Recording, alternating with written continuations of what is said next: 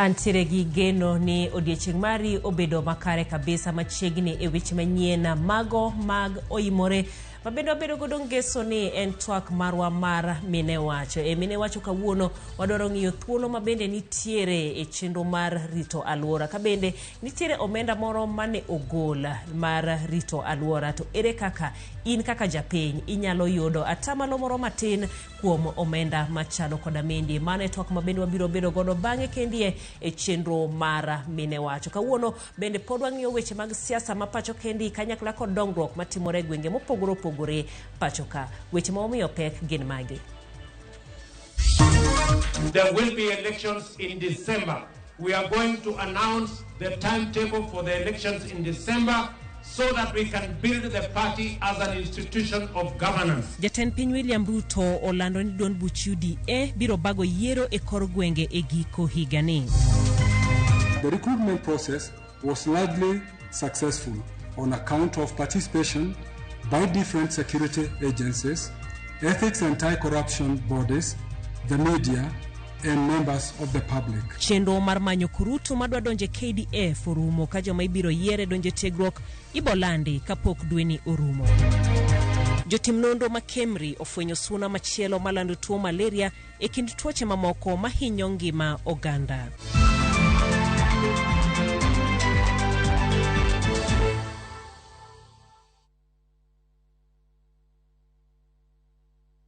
Machiegni nyinga jailieta jaloko marwa en Belinda Adhiambo. Kawachaka ni jatend piny William Ruto olando ni yiero mag duond bura mar UDA pacho kaendi mangima dhi timore e dwe mar 12 higani kosingo ni yiero no dhi bedo mahuyanga. Ruto mane loso e kaunti ma Nyeri owacho ni onge ng'ata ni biro dew wang'e kendo jiwo joma muonyo law ni lemo e duond bura mar UDA mondo dhi osiro mbulu kuom johera magi. Kaka jafwambo marwa mar siasa Chris Owino leronwa, josiasa mamoko ma Kenya Kwanza bendo dhi nyime kod goyo debe ne chenro mar ketho duond buche mantiere riwruok mar Kenya Kwanza mar loso duond bura achiel motegno mano motelo ne yiero mag higa 2027.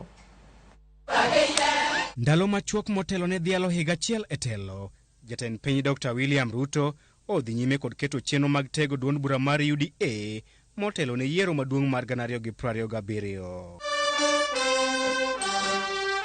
Ka oloso e kaunti ma Nyeri e kinde nyasi mar yawo ayanga apisi mar UDA e kaunti no, Ruto mabende en ogai mar duond burano olando ni yiero mag UDA pacho kae mangima dhi timore dwe mar 12 higani. Wewe uongoza Kenya na uongoza Afrika na wewe unatosha. Na sisi tukikupigia kura tulijua ni nani tunapigia kura. Na rais sisi hatusongi. Sisi tuko na wewe hapo mbele 27 na kila siku tuko nyuma yako. All members of UDA, wherever you are, there will be elections in December.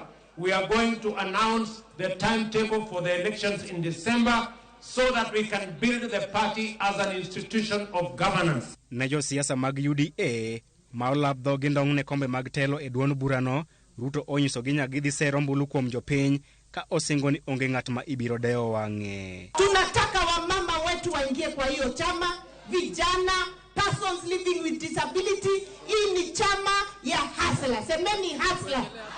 Kwa hivyo mung'ang'ane na mushikilie president ya aweze kufanya kazi ile amesema na tufanyia. Kama wewe unataka kuwa kiongozi katika chama ya UDA, anza pale kwa polling station ujipange na wanachama. Hakuna mtu atapatiwa kiti kwa meza.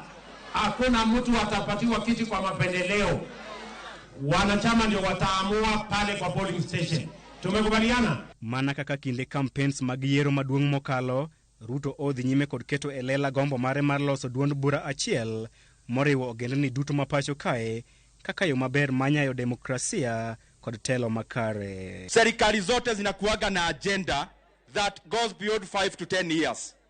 And because Kenya is a democracy, na rais anachaguliwa miaka 5, the only thing that can sustain the continuity of a government is a strong party. And we are going to make sure that we build a national party that is going to unite the country, unite communities, unite interests from every corner so that we can eliminate the politics of ethnicity in Kenya.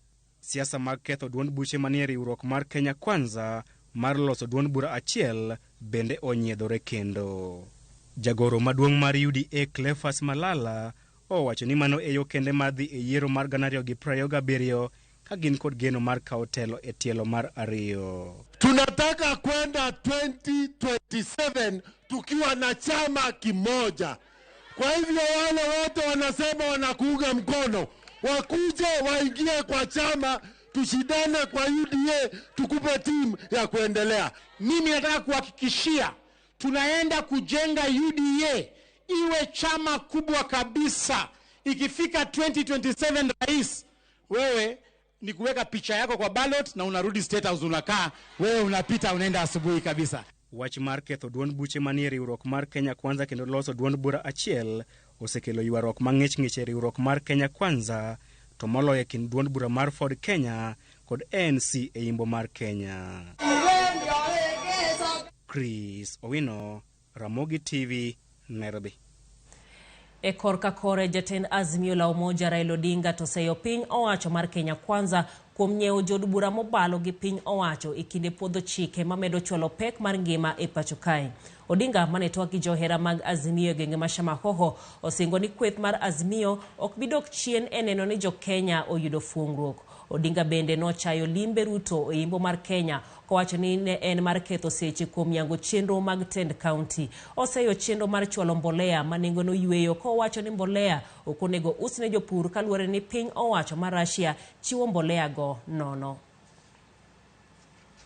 Usiongeze ushuru kwa sababu hii punda imechoka. Wakasema wataongeza kwa nguvu. Kwa nguvu tena wakaenda wakanunua wabunge. Wabunge wamepigwa mnada. Wanapiga kura bila kufikiria. Gharama ya maisha imepanda sana. Bei ya unga iko wapi? Tunasema kuna jukumu ya serikali ya juu na jukumu ya serikali ya chini. Kujenga masoko. Soko ni jukumu ya serikali ya chini. Wamekataa nayo, wanataka wao ndio wanajenga soko, alafu rudi na kuja kufungua. Unasikia hiyo? Kuleta kinaitwa industrial park ni jukumu ya serikali ya chini. Mkaa na pesa. Kujenga manyumba ni jukumu ya serikali ya chini. Wamekataa na pesa. Matibabu ni jukumu ya serikali ya chini. Wamekataa na pesa. Tunasema hiyo. Tulisema kama Azimio tutaleta 35%, 35% ya pesa itakuja chini. Ruto amekataa naye. Semekataa naye. Anakuja tu sasa, anaingia kwa utechilo hapa, aende azindue zile miradi ambayo imejengwa na serikali ya county ya Vihiga. Tunasema shame on him. Jotim nonro e weche mag thieth pacho ka mano kembe oyudo kit suna machielo malando tuo malaria makoch moloyo mosebedo pacho ka. Suna no midendo ni Stephens yudore e pinje Arabu, kata kamano kaluwore kod lokro kor lwasi suna no koro ochopo pacho ka kowuok piny Ethiopia mane gigoye tach mokwongo. Laktar Michael Opio maduol no owacho ni ne gifwenyo suna no e kaunti ma Wandera kopogore kod kelo malaria makoch okelo bende tuoche kaka dengue fever e kind tuoche mamoko. Gisane giwacho ni gitimo campaign mar chiwo chanjo ne nyithindo mar gengo landruok tuo mar malaria. Anopheles stephens looks like the normal malaria mosquito, and by looking at it the microscope may look just like a normal mosquito, but its behavior is totally different. So this is a mosquito that had been known in the Asian area to transmit malaria, but had not been reported in Africa. Until recently in Djibouti, it was spotted there sometimes back about 6-7 years ago, and then recently, last year and early this year, it was reported in Kenya. And Marsabit is one of the regions that has been reported, and also in Turkana district. The difference between this mosquito and the others, it breeds in a different place. The normal mosquito likes clean water, but this one can breed anywhere, in containers, dirty water, in the cities, in the rural area. That's why it's a problem if it becomes everywhere, it colonizes everywhere in the country. We have control measures. Normally you can have mosquito nets that control it inside, and we can spray maybe in areas where we think it lives, and controlling the larval stages in stagnant water. We should have very strong surveillance system to understand where it is, and we try to contain it maybe in the larval stages and other stages. And number two, for people, try to control malaria by not allowing them to breed in containers. Cover, if it's containers for water, you cover them. We don't allow stagnant water because these are breeding places for all mosquitoes. And Anopheles stephens would be very happy to thrive. So just control your environment, keep it clean, and for the country to ramp up its surveillance strategy. Chendo mar kaw kurutu mar jolweny norumo odiechieng' manyoro ka jalup jatend jolweny Lieutenant General J.A. Mwangi oyange kaka mano timore makare kopuoyo jogo manotayo chendo go e gwenge mopogore opogore. Rowere gana gi gana manochope kuonde manoyang mar temo hapgi bende opuoyo. E gwenge ma Kisii e kinde ma chendo no norumo, rowere miche gi miche nowuok matemo hapgi ka gibedo kod paro mopogore ewi kaka chendo no nota. Simfos Okinda nigi ler mathoth. Chenro mandiko joma dhi riwre kod jolweny osebedo kadhi nyime pacho kae mangima kendo ywayo kwan mathoth mag rowere maonge tije. To en ang'o madwarore yudo thuolo mar donjo e bad migawo mar lweny ni? E gwenge ma Kisii Central, rowere mane ochopo mar temo hapgi ne omiyo rak mapek kaka yo mar walo kwan matin mar kurutu moket tenge ne gwengego. E pap ma Kisii National Polytechnic, oganda miche gi miche ne omondo chiewo saa 11 okinyi ka gimanyo thuolo mar donjo e bede adek mag jolweny. Lieutenant Colonel Isaiah Ongesa chiwo ler ewi gigo ma oganda nyaka kadhie e chenro no. There is an age bracket. Today I'm looking forward between 18 and 26 years. Once you pass that stage, then you will check your documents to see your documents whether they are genuine and they are clear and you meet all the requirements as per the qualification. After that stage, you move to the next step whereby you'll be subjected to preliminary medical checkups. After preliminary medical checkups, for men, they'll be subjected to 5-kilometer run. For women, they'll be subjected to 3-kilometer run. Mondo wayang chenro ni makare, magi gik ma jogo moyuoro ne chenro ni kadhoe. Odwaro beda kicha kendo mabeth mar timo gima idwaro. Felix Nyanga en achiel kuom jogo mane nigi geno, kata kamano geno mare ne ogore Luanda. Nafika hadi niambia kwa division yangu neve ichukuliwe. Si mimi nimekuja kutafuta kazi kama mtu mwingine wa Kenya. I don't trust the process. Mimi nimeambiwa niko na shida ya kitovu, nikipumua irudi ndani ama nje, iko tu constant. Nikaenda huko kuchekiwa, wakaniambia nitoke juu sina meno. So mimi nashindwa meno ndio naenda kufight huko nje au ni mtu.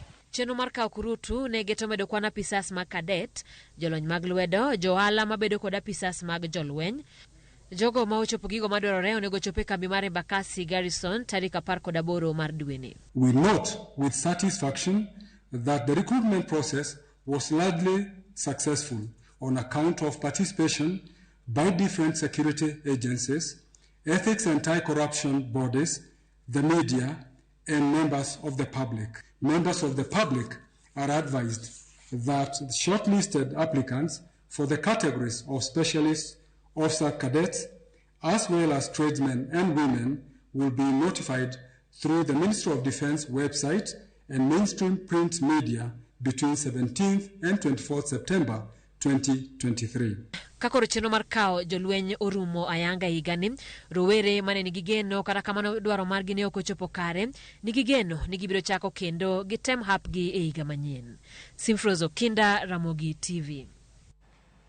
Apisas mag obila chako chendo mar pedho achudhe kod jokuoge mag transformers e kar chung od bura ma Kitutu Chache North. Obila yango ni kuoma transformers osekelo lal mar stima kod mudho e kar chung od bura no kuom jumbe ka kuonde thieth kod kembe mamoko yudo rochruok mag chendo mage. Emmanuel Chienga miyo siganani. Kuo mar transformer en mano makoro medore county ma Kisii. Ma en mano koro weyo gwenge mathoth kantiere mudho kendo kuonde matiyo kod teko stima gin mago maneno pek. Kane oloso kod jofwambo bang' bedo kod romo kod kweth mag arita kwe to kod telo mantiere gwengego e boma ma Marani, Commissioner e County ma Kisii Tom Anjere wacho ni gisegolo chik ne kweth mag apisas mag obila duto mondo mi orure mapiyo kendo neni achije to kod achudhe mago mosebedo ka muko kendo kwalo transformer gin mago ma omaki kendo kauni gi okenge mag chik. Licha ya changamoto kidogo katika sub county ya Marani ambapo swala la upotevu wa transformer limeibuka, na tumekubaliana kwamba kuanzia sasa manaibu wa chiefs na machiefs lazima wafanye vikao kila wiki, na hizi vikao zao za usalama lazima wajumuishe wale viongozi wa bodaboda. They have to incorporate them. Kweth magarita kwe county makisi bende osechako chenro mar luwo kendo pedho jogo mosebedo ka muko kendo kwalo transformer ka bende gibiro bedo ka go pixen kuonde duto ma use chumbe moti mago scrap metals e boma ma Kisii mondo mi girang poni gine kuonde ma iuse transformer go. Sasa hivi lao walivu wametuharibia hii transformer. Hata usiku 6 tumepika tumeingia kwa nyumba juu tunaogopa wanaweza rudi usiku. Sasa hata hii barabara usiku hatuwezi toka, huwezi tuma hata mtoto. Arani hapa kuna wizi wa transformer yetu iliibiwa na kuna giza. Kila mahali ni blackout. Sasa tuko na uoga wa kuibiwa mali yetu. Hivyo wananchi wa Marani sasa wanaendelea kulia. Kano chopo chenti cha beach kwan transformer par kod ariyo gin mago mane osemuki ka jaod bura magwenge go Jafeth Nyakundi kwayo oganda mowuok e gwenge go mondo mi oyie oti machiegni kod apisas mag obila mar neno ni achudhegi to kod jokuoge mag transformer omaki kendo kawnegi okenge mag chik. Tutakuwa very vigilant kuhakikisha ya kwamba yeyote yule atapatikana akiiba transformer ataweza kushikwa na koti iweze kumshika na kumweka ndani, kwa sababu huu wizi umezidi sana. Karthieth Mamarani karego chae masombogo gin kuondego makoro sendo mapeka to ka chudhegi oseonore gwengego kendo osebedo ka kwalo transformer.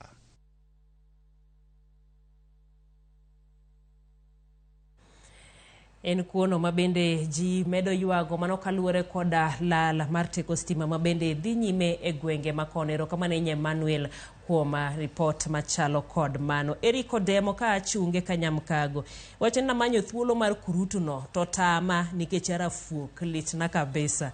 Ero kamana inya Makaluga japeng achiel kentiere Abom Center iwacho ni luwo weche manyien e yonero makare. Ero kamana inya kuom otno machielen Hezbon ka wuok pany Komolo waneno Ramogi TV e yonero maber kentiere kod mamani Pamela Dhiambo mar Akwanya. Jael wabendo waneno Ramogi TV kanyakla kod Yvonne Dache Yara Demba Geni Lawi kanyakla kod Vera mano Otis Tinga Oganyo mar Rapogi gwenge mag Kanyamkago. Ote machelero kamana inyana Thaja Penke ntire Kisumu ibende wacho ni uluo weche gi kanyakla kod Wayne gi Elvin wi okowil kod mano Kanyero Ombede. Heruru kamana inya kuom kete e weche manyien mag OIMORE. Wadhi mane yweyo machoka waduogo wabedo koda cheno marwa mar ngeso ka ngeso mano mara mine wacho kikidhi mabor.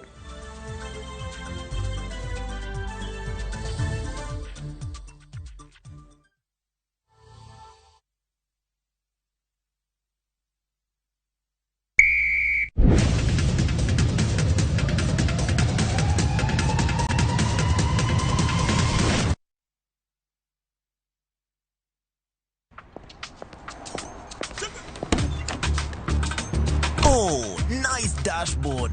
Thank you. Gari yako ni mzee na venye dashboard yako inakaa mpya mbichi. Is it new? Acha hizo tropi. Unanichocha. Ibata pana si mpya. Neat. Manze, and that smell. So fresh. What's your secret, man? Nimekuwa nikitumia Tropical 2-in-1 car dashboard polish since I bought the car. Just spray, wipe, and your dashboard looks as good as new always and smells fresh. Haijawai parara. With Tropical 2-in-1 car dashboard polish, your car dashboard looks new always, fresh and shiny. Available in 4 exciting variants and in all leading supermarkets from Tropical brands.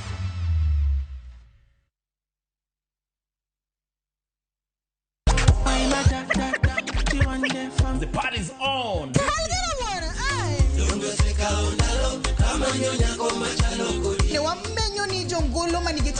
Watu wachukulie art as something yenye iko na value.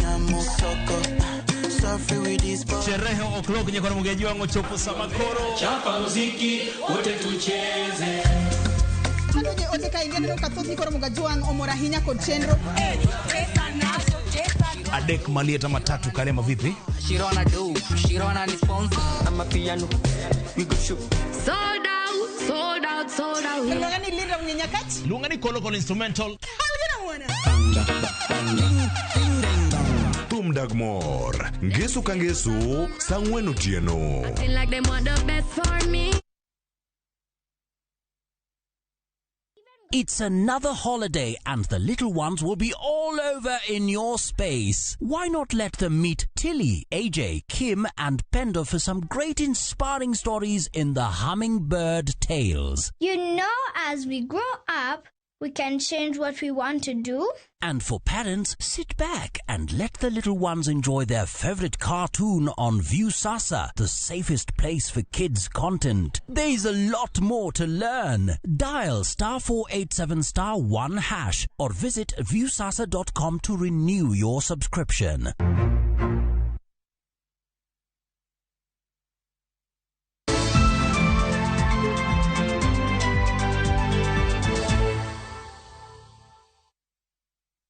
Machiegni kendo e weche manyien mag OIMORE kabede gi etielo machalo koda mendie wantiere koda chenro marwa mar mine wacho mabende wendo mara osechopo e studio kendo OIMORE ahinya Sali. Intie maber. OIMORE antie maber Jane. Kamano to kapok wachako twak marwa we owinjane report machalo koda mae kuma bende romo maduong' mar lokruok kor lwasi norumo mana jumani e boma ma Nairobi kani twak e yore ma pinje Afrika nyalo kedo gi lokruogegi kanyakla kod thuolo manitiere e bero kor lwasi. Kata motelo ne romoni mine moke kaunti ma Siaya nosechako e yorgi owuon rito kor lwasi kokale pur mar chiemb nyaluo makinde machien no juang. Chenro ni osekelo ne ber mathoth e ngimagi. Kaluwore kod keyo mosebedo kadok chien higa ka higa ahinya mar oduma mathoth jo Kenya tiyogo, minegi omanyo yo machielo mar jiwo dechgi mar chiemo tok neno midhiero makech kelo koting'o tuoche kod ngaji ne nyithigi. Riwruok moro mok mar piny owacho mar Siaya Muungano Network koro kelo kanyakla minegi mawuok e grube 20 mar puonjogi ewi yore mag pur kod kungo kaka yor rito alwora. Wan kaka wan joma mine sani wanyalo bet piny ka wakungo pesa magwa to waholore wawegi to watimo kod ohelni wa matindo tindo to gikone miyowa pesa moro matin. We had a climate change accountability forums with these women where we brought in leaders from the world level, community-based organizations and these women, and we wanted to provide these women a platform where they could hold their leaders accountable. Kaluwore kod tegruok makamae, koro gichako puro chiemb nyaluo moting'o alode kanyakla kod oduma, rabolo kod kal. Kuom mae, gisejiwo ok mana chiemo e dero, kanyakla bende chenro mag kungo kokale table banking. Sani wapuro waketo gimiluongo ni oduma mari nyamula kotwa machon mawakano gacha. Sani makoro wadokie kende mwapuro. To sani waneno ka koro alwora mar kor lwasiwa bet lokore matin wayudo chiemo. Ka wadhi donje season machielo no yudo ka puodho no waketo ganda, waketo soya, wapidho soya iye. Koro watimo na intercropping and changing of cropping. Koro surundi mar dala idwaro ni dhako ka dhako bedgo mondo mi kik ibed ni pesa moko midhi keto kinyiewo kod alot ing'wede puothi ka inyalo dhi nyiewo manomena. Bedo ni koro ginyalo nyayo chiemo kendo keto kwe e udigi, omedo duondgi e dongruok e kaunti ma Siaya ka pachgi e weche lokruok mar kor lwasi nonyuak e wach dongruok ma kaunti ma Siaya ma CIDP ma higa 2023-2024.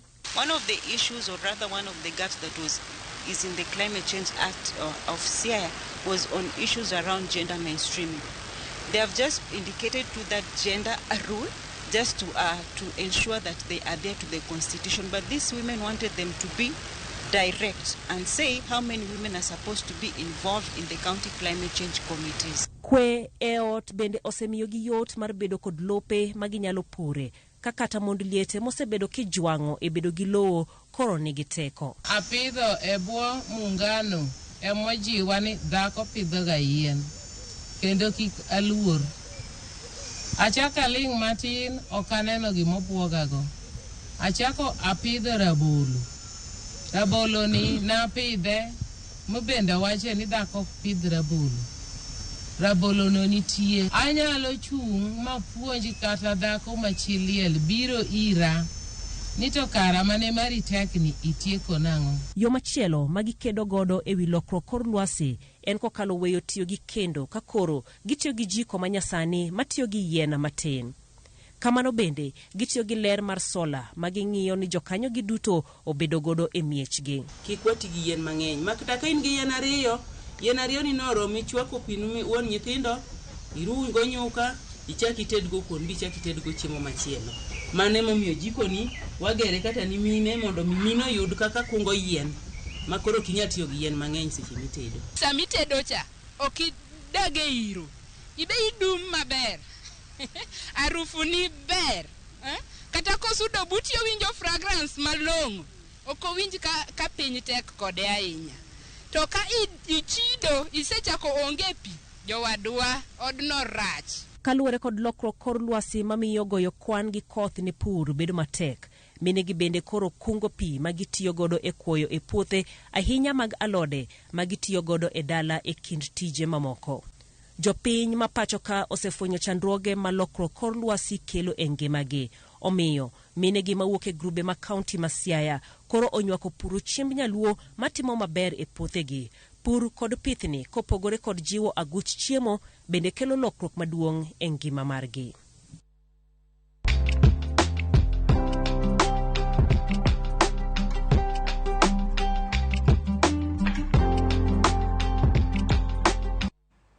Tich adek jumani jotend pinje Afrika noketo winjruok mar e kind mamoko omenda miketo ne kedo gi lokruok kor lwasi, winjruok midendo ni Nairobi Declaration. Omenda ni konyo jo Kenya e yore mage to gene thuolo mage manitiere ne jo Kenya e rito kor lwasi mapachoka ne jopiny. Kawuono wang'iyo kaka jopiny nyalo e yoregi, nyalo kata yudo thuolo e yoregi wuon marito kor lwasi kanyakla kod bedo e ong'alo mambele mar yudo atamalo moro matin e chenro ni mar rito alwora. Makonyowa e twak e chenro mar mine wacho en Sally Owonda ma en jalony mar kor lwasi kowuok e riwruok mar Africa Center for Sustainable and Inclusive Development. OIMORE.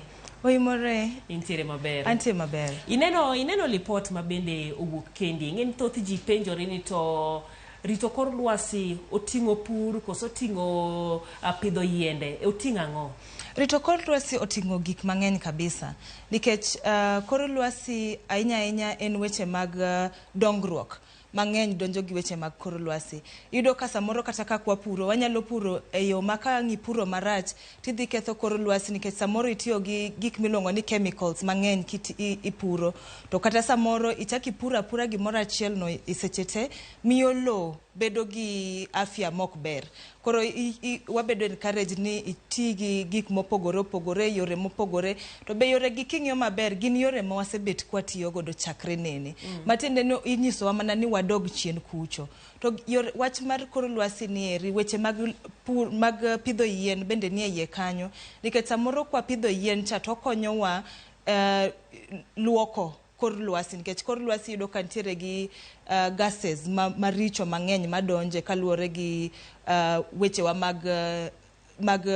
mag development, masamoro industrial. Koro gimoro kidhi loso to ntiere gases maricho madonjo kucho. Yien ka konyo mar kwanyo gases ka, to kendo samoro yien go bro konyowa nikech lobe samoro sekethre ahinya kwa wabedo kwa wapuro gimoro achiel to wawe nono for long, ilo kethore. Koro yien go kwa pudho to nyalo konyowa bende. To gini bende udhi modonje gimoro ni kar tedo. Nikech yo mitedo godo samoro kwa tedo gi yien ahinya to wang'ado yien mang'eny. King'ado yien no tiende ni yien madhi konyowa kao gamo gas marach cha wabet ni waonge godo. To kendo samoro bende keta kitiyo gi maka no be kitiyo godo ahinya to otero yamo marach motemo ni wagam cha, maka no chak tere e wi kor lwasi kacha cha. Koro weche mag climate kata chal mar kor lwasi ntiere kaka odonjo e weche mang'eny. To kendo odonjo kata weche mag wuoth. Nikech samoro waneno kata ka jatendwa ma rais ma iluongo ni William Ruto nodhi owuotho gi gari moro, aina mar gari makonyo mondo kor lwasi kik bed ni kethre. Nikech samoro mano bende ntiere gas mogolo, muya mochako golo, yamo mogolo dhie malo kucho. Koro en weche mo oriwore mang'eny ahinya. Ing'eni ntiere ng'ato ma bende biro penje kwacho ni muya marach, samoro iwacho ni jomodak e bombe, jok modak Nairobi mageche ringe mang'eny, kembe ntiere mang'eny, ema thothne wang'o wach ni bedo koda muya maricho goeko. To ng'amo dak e gweng' en wacho ni koni wantiere gi fresh air, koro wachno ero ok mulwa. Adier to en ni jok mantiere e boma to ema ketho kor lwasi ahinya. To kendo kichaki ng'iye kata samoro ok en kata joma nie boma ma Nairobi ka iri kata ma Afrika ka. Iyudo ka joma ni malo kocha, joma iluongo ni jo Western, jo US kod Obama kocha, jo Europe, ema kendo oketho kor lwasi ni kabisa. To gine unfortunately ni jo mantie piny kae ri mantiere dala kucho, mantiere Nairobi kae, ema kendo wach kor lwasi makethre ni inyo moingo jite. Koro mane momiyo samoro kata kiwacho ni ng'ane mano kethe, to nyaka wati together nikech kok watiyo to tiende ni ibende inyruok ni cha dhi medre kabisa. Koro nyaka ibi play part ni mar mondo reduce. To mane momiyo kata kane wantiere e climate summit kacha jegi wacho ni jo mantie malo kucho nego bed ni miyo wa pesa mar konyruok mondo mi kwethruok ma piny ni nosekethre godo ni odogie chien. Kech ine mani kethe, ine mani ibiro ikaw gik mang'eny ahinya molo kaka onego bed ni kawo, to mikao cha idhi keto iloso godo mwandu ni. Gin gik magego. Koro for example iyudo ka jogieki ogine okaw resources, natural resources, ilongo ni natural resources, okaw mang'eny. Onego bed ni wan gi balanced ecosystem. Ikaw matin tiweyo moko bende mamiyo kata low thrive, low bende chak nyayo, to kata mana muya bende dong ma balanced maber. To kidhi kawe ma extra ikaw mang'eny ahinya, samoro gikaw nyaka lokwa koni to bende korgi kocha be gine magiloso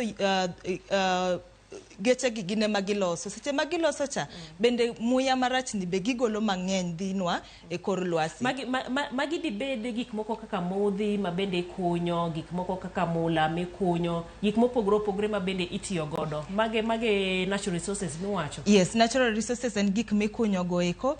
To kendo kata mana ng'ado yien gi be pod en mana natural resources. To kata kaka gitiyo gi low, nikech gine miyudo ka samoro gidwa pure gi chemicals mang'eny ahinya. To gino ka gisetime loka gi kono, en unfortunate ni wane ma pod wabiro wachak wayudo shida no korwa koni eri, to gine magitime. Gin seche magitime cha giloso pesa moro maginya konyre godo. Emomiyo wach pesa bet maduong' e wach climate ka, nikech kionge gi pesa to samoro kata ka nikech kang kor lwasi olokre ntiere bet gi oro, samoro wabet gi ataro mang'eny mabiro gi pi mang'eny maketho korwa. Joma ntiere piny kachacha ema gigi thago kabisa. Joma noseloso pesa gi ka iyudo ka samoro gin ginyalo wuok ma gidhi gimany ot kumachielo, gidhi gimany ot kuma safe, gidhi gimany ot moger maber ma ng'ataro no kobiro to ok kethi. Temomiyo wacho ni un munuseketho cha onego bed ni ugolo pesa manu ketho cha, manu loso kanu ketho pinywani. Onego bed ni uoro nwa piny konyi wan kaka jo Afrika wakonyre godo. To kata king'iye malong'o iyudo ka samoro in an example manyalo miyo ji understand wachno. Iyudo ka samoro kata ka un e family ma un gotieno godhiambo, to dhiambo ema nodongo chon. Odhiambo ka gige baba uteo loso go weche ne, lakini in the process mar loso otieko mantie dala ka bodong marach makitemo ni inyalo chako ni bidwa kawo gik mano kawo ka to udhinyo rute, uyudo ka uteo koro udhi tho. Koro instead of mano udhi utho ute winjoru ni we wawe timo wach ni eri wang'iane na yo mwanyalo survive godo mokwa medo ketho pinywani. To seche uwe moko medo ketho pinywano tiende no dhiambo nyaka koro konyu in gi nyithindi, and that is what is happening. Mane gima miyo wacho ni joloka ka onego miwa okony mar mondo miwa nyal dakie. Mabedo wacho en pesa maduong' ahinya. To mano biro ne piny owacho. Pesa ni koro ne ja piny. Ntiere kaka japiny bende nyalo yudo pesa ni. Iwacho ni e weche mag pur, weche mag pidho yiende e kind mamoko. Ere kaka japiny bende nyalo yude kata matin? Pesa ni eri kobiro to dhi ne sirkal. To bende ko wuok e ka sirkal ka eri ntiere organizations mag NGO mang'eny ma bende tiyo tijni, samoro itero negi direct, samoro donjo e sirkal koko biro ir NGO gi. To iyudo ka jogi tiyo gi jopiny e yo mar grube. Koro samoro chuni ni mondo mi donje group moro kata mar women, to ng'iyo ka gima utimo no kaka women no kata kaka youth ben gima konyo loso kor lwasi. Samoro nyalo yudo ka en group ma upidho yiende, to yiende go kupidho to tiende ni uloso kor lwasi, to tiende ni pesa ni inyalo miu mondo med tiyo go tijuno. Samoro en kata yo mar tedo makoro udonje kaka jo group, kata mana yo mar kaka upuro. Ka en puro manyalo miyo lo nyak, to kendo kor lwasi bet maber unyalo yudo gimoro. Kung'iyo Nairobi Declaration kane ji nitiere Africa Climate Summit, kane ji otieko ne ji wuoyo wach mar Nairobi Declaration, mane jo rais manobiro no osign ni koro mae kaka wan wawuotho kaka jo Afrika. E Nairobi Declaration no giwacho maber wach mar tedo, en wach achiel ma jo Afrika dwa ng'iyo sani ma pesa mar climate dhi kadonje. To wach machielo bende en sustainable agriculture, men yo mar pur yo ma ok keth kor lwasi to kendo ok keth nwa lo. Koro samoro kutimo mano to kendo kuyudo weche mar kaka gik moko timre to nyalo yudo pesa no. To nitiere pesa ma bende dhi directly to counties. Iluongo ni FLOCA. FLOCA en financially led climate action. En pesa madhi county kachacha kowuok malo ka to owuok ir World Bank, owuok Nairobi obiro ir counties, obiro county. Yes. En pesa maduong. To kodonje i county kacha to odhi nyaka e ward. Koro iyudo ka county wantiere gi county climate change committees, gin committees mag weche mag kor lwasi mantiere at the county level, ma bende nitiere gi jok mowuok e kuonde mopogore pogore i county, but nitiere nyaka ward level, nitiere ward climate change committees ma ji yudo ko wuok e kuonde mopogore pogore i ward. Joka emoningo bed ni amua e ward kachacha ni wan kaka awache ni wan kaka jogot kachola kumayae, wan mae shida maduong' ma wan godo kabisa, pesa ni kobiro onego bed ni konyowa e wach ni eri. Koro iyudo ka at county level nitiere weche mang'eny magise amua ni mage gik ma pesa ni nyalo timo. Koro onego bed ni wachiko itwa oko kabisa, wane ni ng'ama nitiere ward committees gieki mondo mi water weche wagidhi gitim kaka wadwaro. Ma bende biro konyo kabisa nikech iwacho ahinya wach mar tedo. King'iyo ni idwaro ni mondo ted gi teko maber, wasewuok e tiyo koda yien tedo.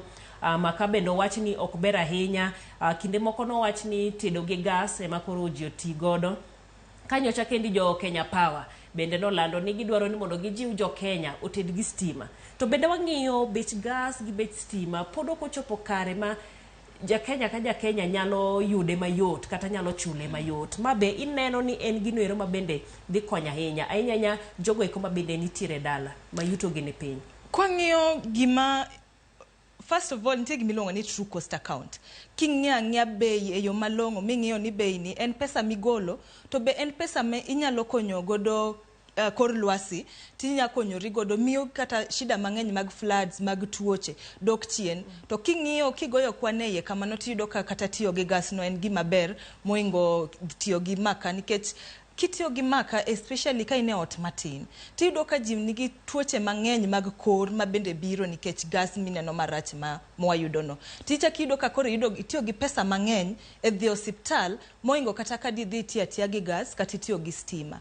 To kendo iyudo ka stima kendo kigoyo kwan malong'o, stima kendo bet kata mabeche ber moingo kata gas, nikech en mana ni waluoro wach stima ahinya. To bende samoro ok waseyudo connection maber kaka jo Kenya, nitiere kuonde mang'eny ma pod stima pok ochopo, to samoro kata osechopo to lala ahinya. Koro tiende ni kidhi wacho ni dwa tiyo gi stima kende to dhi bet matek.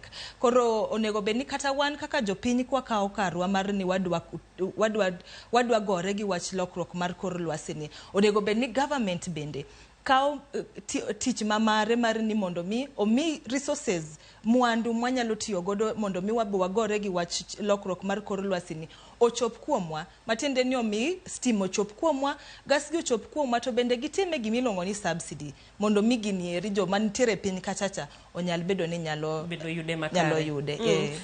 E wach mar weche mag pur ma bende iwacho ni nitiere kaka oti kod chemicals mang'eny ma bende koro oketho lo. Ng'ato kenda neno ka penyo ni to wach mag mbolea ma watiyo godo gi kanyakla kod wach mar GMO ma bende idwaro ni mondo rwaki, maidi bende konyo alwora koso ketho alwora? Wach mar mbolea to ketho alwora. To samoro inyalo dwaro ni tigi matin, nikech wawacho ni gimoro amora nitiere itiyo godo moromo mana matin, nikech samoro inyalo yudo ka lo no kethre kabisa, itiyo gi matin mondo mi okony locha onyal nyath. To nitiere mbolea bende miluongo ni biofertilizer. moko los gi chemical bende nitiere oko kae ma inyalo ti godo ma ang'eyo ni government maybe nitiere kaka ginyalo paro mondo mi mbolea no bende otimne gimiluongo ni subsidy kata mbolea magitero piny kachacha mbolea mar biofertilizer no bende ochop ne jopiny mondo jopiny ong'e ni nitiere pod inyalo tiyo gi fertilizer titiyo gi fertilizer maber to lakini kata ka en fertilizer mar chemical fertilizer inyalo gima afwenyo ni inyalo tiyo godo matin mondo mi lo onyag then iweyo mondo lo kosenyak gima ni pidho cha kisegolo mani i harvest gima ni dwaro kete modong ka iweyo ilo kanyo mondo mi onyal nyago lono mano bende en kaka fertilizer onyago lo sana koro kata ki ipidho duma to igolo duma ketero duma modong ilo kanyo go kodhi motho ilo kanyo ero nyago duma nyago lo sana then bende iloko kata ka wang'ni iketo duma next time iketo bel ntiere gik ma oganda iketo gik mopogore miyo ilongo ni nutrients mag soil bedo maber dibed ma e bath wach gi miwacho ni climate smart agriculture to en gino mabende osebedo katimore ahinya ntiere chino mag climate smart agriculture e counties wa be otiyo makare climate smart agriculture tiyo makare nikech en mana wacho ni wadwaro ni wapidh gigo madhi gi kaka aluora marwa entiere kaka chal mar kor lwasi wanitiere nikech kuonde mopogore nitiere chal mar kor lwasi opogore nitiere kuonde ma otuo nitiere kuonde ma koth chwe ahinya to gigi betinde lokore ma samoro kinyal kata pango lakini king'iyo kaka climate smart agriculture nitiere ibro kawo gimiluongo ni climate resilient seeds ma koro idhi tiyo godo ing'iyo ni sani eri to koro oduma ok wanyal pidho ahinya tinende chunwa ni wati gi bel tinende chunwa ni wati gi kal samoro bende iwacho ni wang'ni koth dhi chwe matin to nikech koth dhi chwe matin wadwaro gik madhi yield haraka madhi nyak haraka koro samoro inyawacho ni we atigi aket nyanya kata aket rabuon kata aket alot mondo miye ma koro onyag piyo ka koth pok orumo koro mano be is still climate smart agriculture nikech iyudo information at the right time to bende nitiere aina mang'eny nitiere agroecology but it's still the same thing ni ing'iyo kaka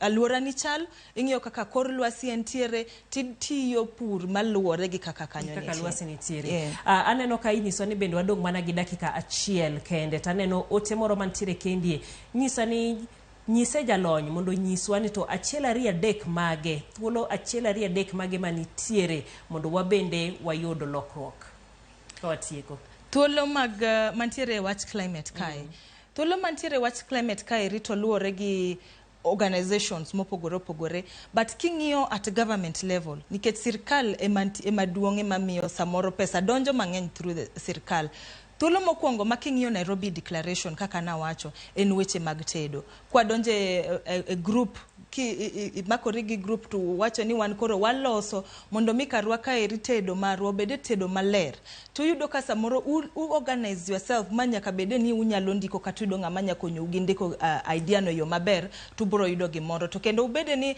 unyalo wacho ni yes wan wapuro samoro unyapuro to onge ng'ama ong'e ni maere gima dhi mbele koro nyaka uyudie kaka unyalo ndiko wachne yo maber machopo ne sirkal malo ka chopo ne jogo organizations matiyo to nitiere sirkal bende kata e county to nitiere organizations matiyo e county and until a ward level koro makri gi organizations mantiere kanyogo mondo mi ng'e ni sani ere pesa magintiere godo odhi tiyo tich mane to ere kaka dwa donjie mano weche mantediro kamana ahinya mano en Sally Owuonda mabende wasebedo ka watwak godo ka bende wang'iyo lony achiel ariyo adek moko mabende in ka intiere dala kanyeiro inyalo kawo mondo iyud thuolo mar medo bero kor lwasi ahinya kaluwore bende ni nitiere omenda moro mabende koro oket tenge e counties mar bero kor lwasi erokamano mabedo kodwa dhi yweyo machuok waduogo gi weche manyien mamoko.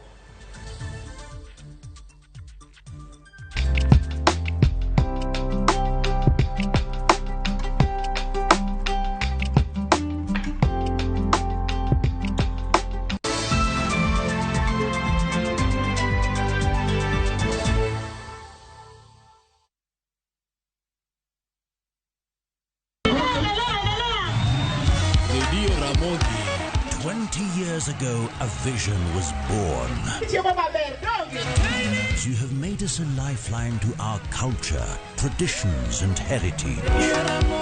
We at Radio Ramogi extend our heartfelt gratitude to our listeners and the incredible team that has poured their hearts and souls into making us who we are today. Together, proudly, we will continue to be Karchun Jaluo. Radio Ramogi, Karchun Jaluo.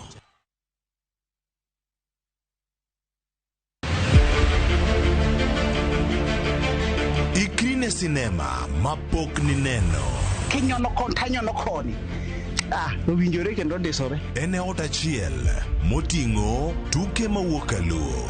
Wan kod gigi duto. Mitanigo dhako.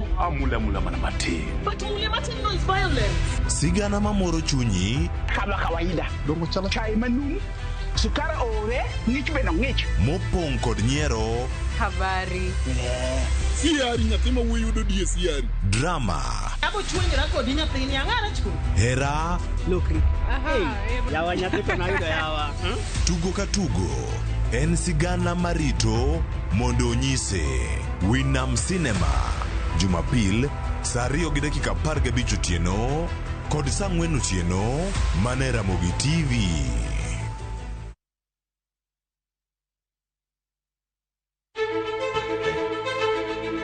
Kokalo kuom lakteche kod thieth, wayudo ng'eyo kaka dendwa tiyo. Nitie hormones mar ng'ama miyo kata ng'ama nyako. Iluongo ni estrogen gi progesterone. Kendo wayudo ng'eyo kama inyalo yude kony moluwore gi weche thieth. Daktari en tich ne thiedho oganda mondo oganda odhi maber. Kaka wadak e kinde ma ok ong'ere. Ngimawa en gima duong' moloyo. Ka en ng'ama osiko ka ywaka, en kama osechopo dwa kawo ngimane. Kineno science gi wek rito. To e penj laktar, wakelo ni lakteche molony to gilero ni weche thiedho tuoche ma opogore kod rito kit ngima maber. Wanyalo tiyo kod chiemo e geng'o, thiedho, kaachiel kod timo bero ngima wa bende. Yes, erokamano ahinya. Penj laktar kokalo Ramogi TV, kama wacho ni ngima en mwandu. Wuok tich nyaka tich abich chakre saa 12 odhiambo nyaka saa 1 mar otieno. En chenro ma kik bai kata matin.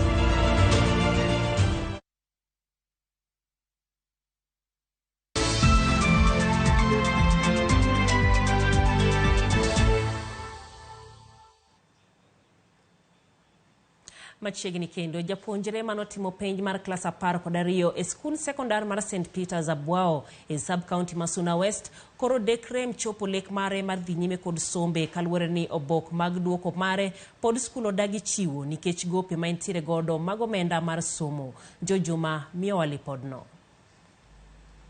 Bang' timo penj mare mokwongo mar klas 12 e higa mar 2019 kendo yudo grade mar C ma bende ok ne nyal miye thuolo mar donjo mbalariany ma pacho kae mondo ochop lek mare mar somo, japuonje Byron Otieno ma nyathi kiny chunye ok ne otur. Pod ne odhi nyime kod manyo lekne bang' budho dala ka oloko mana njugu mondo oyud omenda ma onyalo tiyo godo e dhi nyime kod sombe. Mokwongo fee mana achulo nodok kuom njugu mana uso. I was like, I ventured in a business. I was hawking groundnuts. Yeah, now I uso njugu. Koroka na uso njugu nita, I managed to save. Mano oketa for my uniforms. Mana dhia join at St. Peter's Abwao. E higa mar 2021 ne oyudo thuolo e skund sekondano mar St. Peter's Abwao maidore e sub-county Masuna West kama ne ochake klas 11 kendo ne otimo penj ma klas 12 higa ma okalo mane yudo grade mar B kod points maromo 65 ma omiye thuolo ma dhi mbalariany. Duoko mar penj ne okelo geno mathoth kuom chopo lek mare mar somo, kata kamano kuome pod mokerot.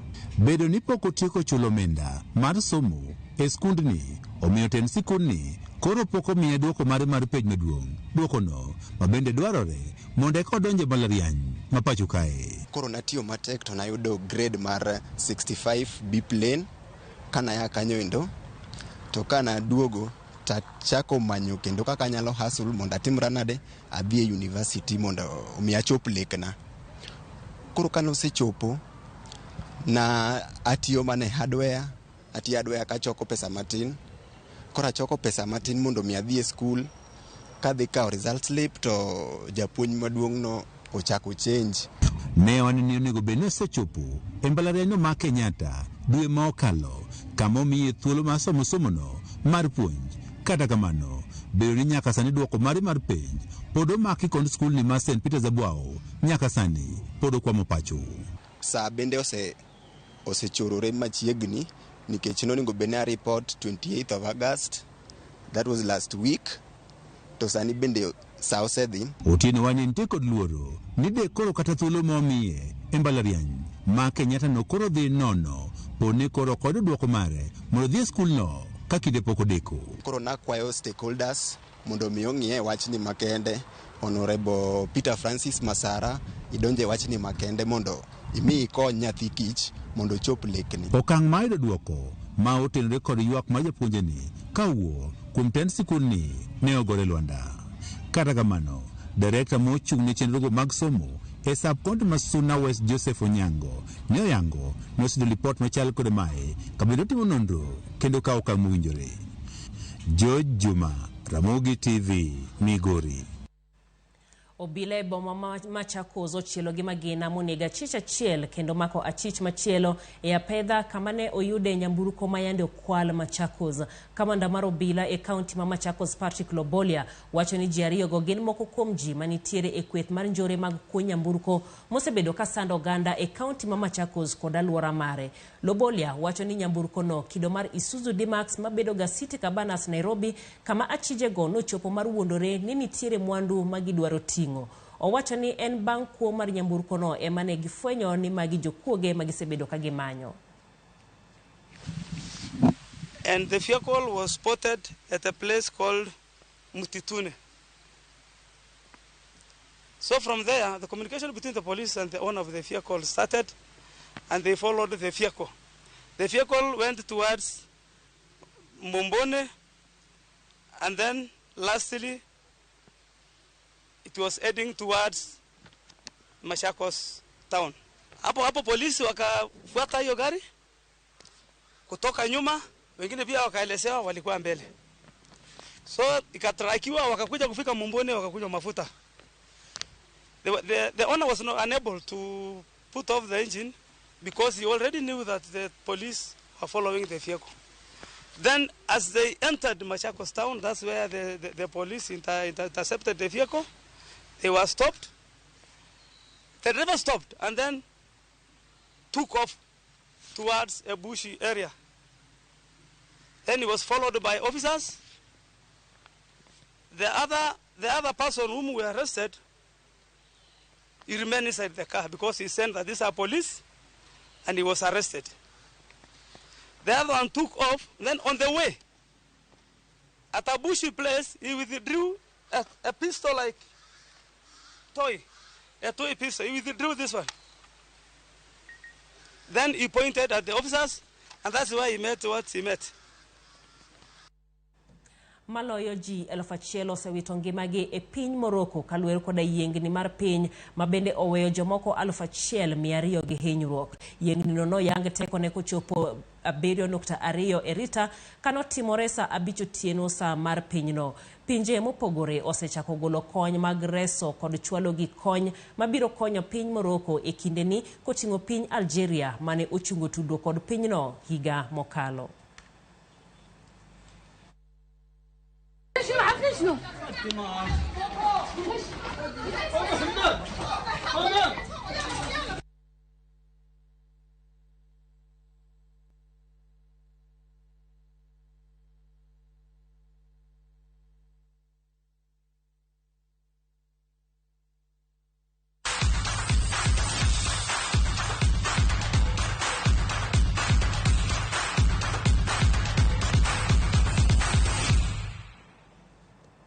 Machiegni pau tuke kuma tim mar adhula mar